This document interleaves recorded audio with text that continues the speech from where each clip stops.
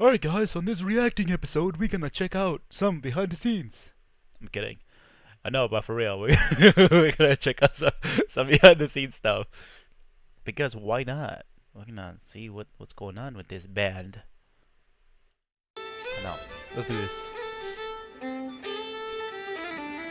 It's a good song.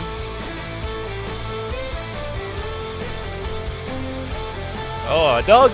Yes, my favorite. Coolest guy ever. Hello guys, Hey, welcome to Petrek what up? Studios, Hollala, Finland. Said, Here we are at welcome. the studio kitchen. Kitchen is, well, you know what we do here. There's some coffee tables. Oh, wait, we're gonna look through everything. He's got cookies, some brownies, apples. Is that a heater or is heater? I don't know what are these things. I don't know what they are. I like the plants on them, not on them, but you know, on the side. Stuff and some stuff for the sound engineer Mikko, who's in the grip of a flu. So some blackberry juice and rum. Yeah, Which is yeah. good for him. I already had myself a cup of tea. Here's the control room. I love this guy. This is good for him. I already had myself a cup of tea. Oh god. I already had myself a cup of tea. Here's the control room and my bandmate Thomas, who still hopes there's something interesting in the internet. We all know that there is nothing. Here's my little baby, Korg True. Oasis. I already used this for the previous album, Dark Passion Play. I will use a lot of it for Imaginarium as well.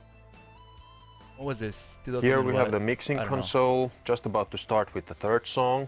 This is Yeah. probably the space that we spent most time in for the Yeah. next 3 weeks at least. It was back in 2007 when we got the Dark Passion Play album finished. I started to think what would be the next thing to do, because the music of Nightwish in itself had already gotten so big and diverse that I thought that, you know, we have walked till the end of this particular path. Now it's time to do something a bit different. That really took the budget out of proportion once Interesting. again. So that'll be like the major catch of this upcoming release, that we're actually doing this music fantasy film at the same time. So he had to like adjust it as I guess he had to adjust his like the style, and that's what many people in my comments say, that he adjusts like the styles for to fit that certain person in the band. So if it was, you know, for like, let's say if it was a dude, he would have to adjust everything. That's pretty cool. This is just like, I don't know, like make the songs for them, so the song is 100% their song in that sense. I don't know, might be wrong, but you know, I'm just speculating here. Let's keep watching this.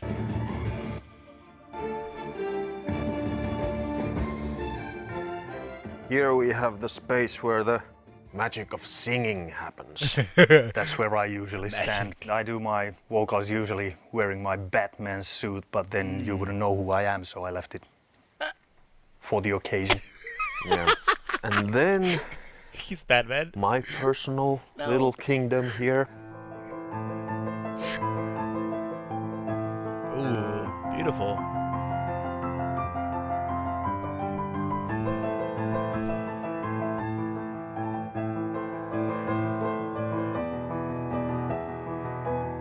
Music? The thing with each album that we do is that you want to try some new territories with the music. For example, on the last album we used a gospel choir, something that we hadn't done before. And for this album there will be, for instance, a kids choir, a children's choir that we haven't done before.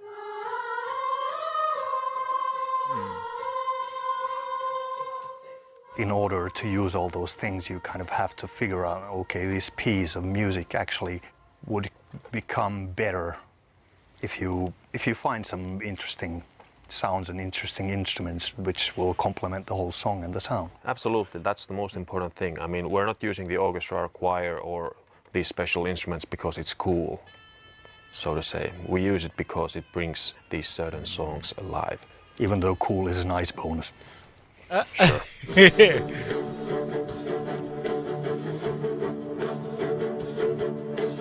What we're doing is kind of like introducing a whole new way of storytelling, which means that you actually hear almost the whole album of Imaginarium throughout the movie. And Oh. there's a lot of dialogue, but it's basically in between the songs and sometimes on top of the songs. So it's kind of like a hybrid of The Wall by Pink Floyd and Sweeney Todd, Moulin Rouge, and Fantasia of Disney. So it's actually the music which is telling the story, but there are still real actors and a lot of dialogue. I got. Damn. It's not so much about the place or time. Probably the most important thing for me as a songwriter is that I need time. I need my peace and solitude. So, like the original ideas for the storylines and the songs, they can emerge anywhere. But to actually make the song from beginning to the end, to compile all the pieces together, I need a few weeks of privacy, so to say. So Damn. I couldn't imagine doing a whole song in the back of a tour bus. With this T right there, look at him. 2-se E menee parhaimmillaan. Niin, täytyy muistaa, että meidän vireessä D:ssä. Ne kun me laski se siihen. Ei, Niin, siis joo, oikeesti. Niin. Ja just se. Ja sit se menee fissään sillä modulaatiossa. Joo. Ihanaa, kaunista.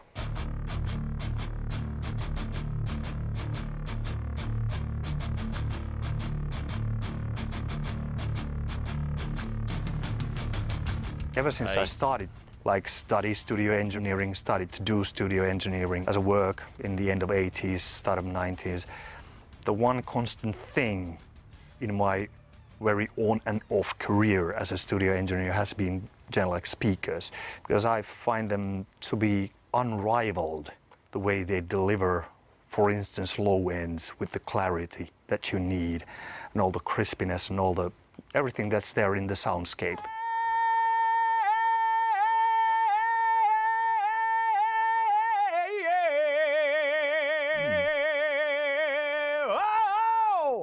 What we have here behind is Genelec 8240 model, which is a DSP speaker. And if you have a laptop, you have a program, you have a small interface box, and then you have a microphone, which you actually hook up with the speakers. And the microphone measures the room and the sound and the acoustic properties of it, and then adjusts the speakers and then also saves the settings. You can take these babies out from this nice, cozy, roomy control room and take them into some, for instance, into your cellar to record some drums, and there you have some toilet where you actually sitting there with the earphones on or with the speakers in front of you, and you actually measure the acoustical dimensions and properties again, and then you have the optimal sound for that room in order to listen to the speakers. And that's really handy when you're doing this kind of mobile stuff. What? I got lost there. Yeah, Lewis, he lost me on the speakers. Anyways, he uses very nice speakers. I'm kidding. I understood everything he said. Or did I? Or didn't I?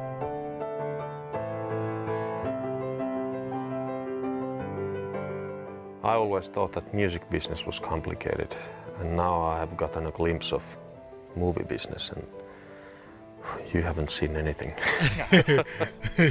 So just hope for the best.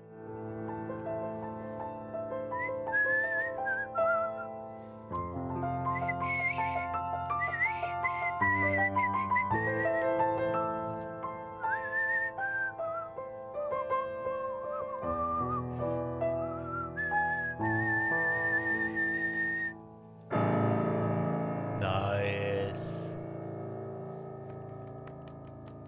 That was great. Okay, that's over. Okay. It's interesting to see what goes behind the scenes, and he clearly said Thomas said that he takes like 3 weeks to like work on something, so he definitely like likes to take his time, and he likes to be in the right, I guess, in the right place and the right mindset as well. So that's pretty cool. I'm glad he does that. That should be for everyone. No one should be rushed to do anything, like especially like if you want if you want your stuff to come out like really good, take your time with that. That's it. All right, we watched that video and that was interesting, and it was good to see what they do in like their studio and the awesome piano they had in there. I want one of those. I bet if I had a piano like that, I would make amazing music like that. I just have to learn how to play the piano, but I will. I'm done. I'm gonna go. All right, bye bye. Have a good day.